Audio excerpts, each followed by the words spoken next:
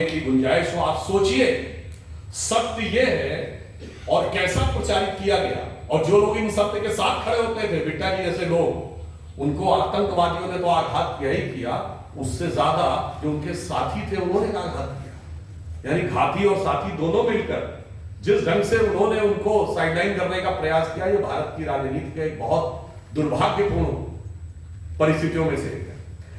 नरसिम्हा राव जी ने उस समय जिस चीज को टैकल किया, आप एक और बात समझिए, साउथ से तमिलनाडु के अंदर की स्थिति बहुत विस्फोटक थी। एक बहुत बड़ा हिस्सा था जो एलटीटी के पक्षधर था, बाद में लोग खुल के सामने भी आए। यानी उत्तर में कश्मीर को टैकल करना है, पंजाब को टैकल करना है, साउथ में तमिलनाडु को टैकल करना है, और उसके बाद इकोनॉमिक रिफॉर्म्स भी लाने और टेक्नोलॉजिकल रिफॉर्म्स हो रहे थे।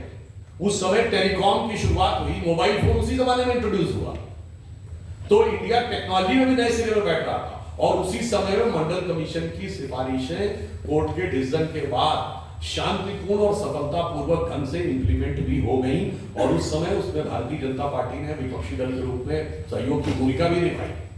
और इसके बाद सिर्फ इतना ही नहीं, मंदिर के विषय को भी उन्होंने पूरा प्रयास किया।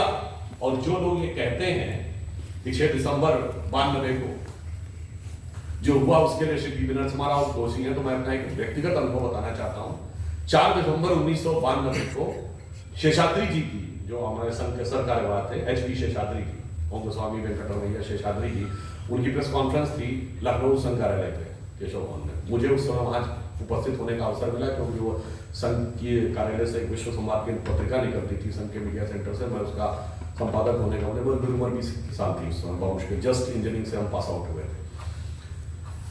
उन्होंने बताया हमारे वरिष्ठ लोगों को कि उस समय प्रॉब्लम क्या थी कि कल्याण सिंह जी की सरकार ने आने के बाद लैंड का एक्विजिशन कर लिया यूपी गवर्नमेंट ने। अब अगर उसको, उस एक्विजिशन को कोर्ट में चुनौती दे दी गई।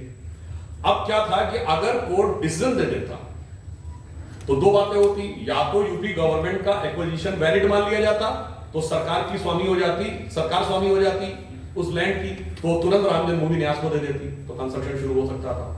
ढांचे पे नहीं, अगल बगल तो शुरू ही हो सकता था।